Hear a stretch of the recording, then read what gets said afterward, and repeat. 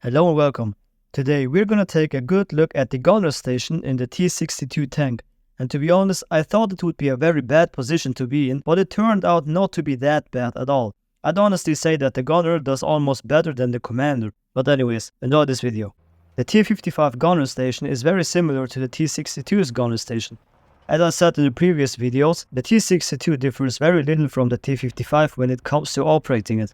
So the gunner's seat is very thickly padded, but it's not adjustable in height, although it can be folded against the gun's recoil guard so that the gunner and the commander could move to the driver's compartment or exit through the escape hatch in the tank's belly, which is behind the driver's seat. The T-62 doesn't have a turret basket, which means the crew is not isolated from the hull. For the gunner, that means that even though he has a footrest, he could alternatively put his feet on the rotating turret floor, which would give his hands and arms some more space when operating the turret's traverse control. As usual on manually loaded tanks, the gunner does not have his own hatch to enter or exit the tank, so he has to use the commander's hatch for that. The downside of it is that if the commander is unconscious in war thunderways, basically dead, the gunner will have a hard time leaving the tank, especially in stressful situations.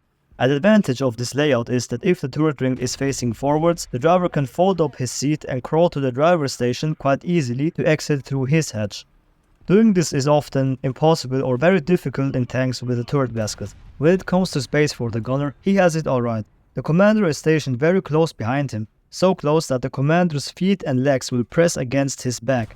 So oftentimes the commander has to wrap his legs around the gunner. The good thing for the gunner is that he is seated close to the lateral axis of the turret ring, so he gets a good amount of space. But on the other hand, the radio set right next to the gunner spoils it a little for him. A detail worth mentioning is that most NATO tanks had the radio sets located in their turret muzzle and therefore freed up more space. This was also why, even though there was a large difference in turret ring diameter, the gunner and commander didn't really have more space than their Western counterparts because of that damned radio set.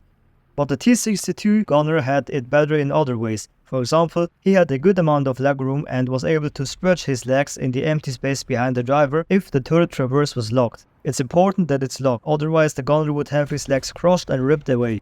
That was a luxury many Western gunners didn't have. Unlike in the T-55, the T-62 gunner has no backrest. He can attach a leather backrest to a special loop on the turret ring, which would be stretched behind the gunner's back, but it still wouldn't be as comfortable as a real backrest. Alternatively, he can just use the commander's legs as a backrest. Not very comfortable either, but it's something, and it's not very unusual either. The lack of a backrest for the gunner is quite common. Generally, you could say that the gunner has a quite satisfying position.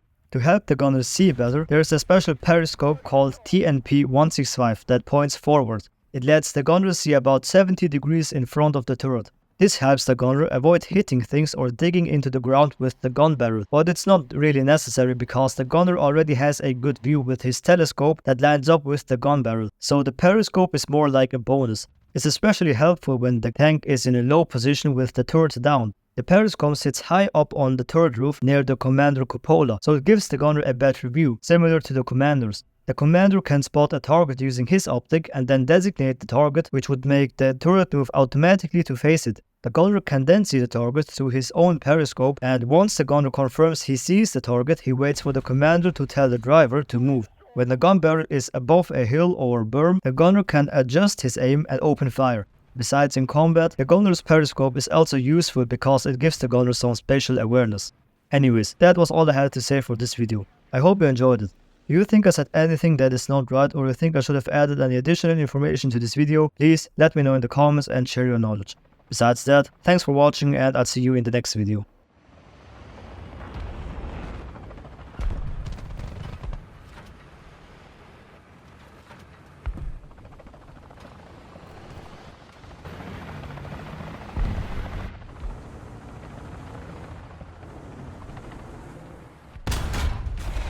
Target destroyed.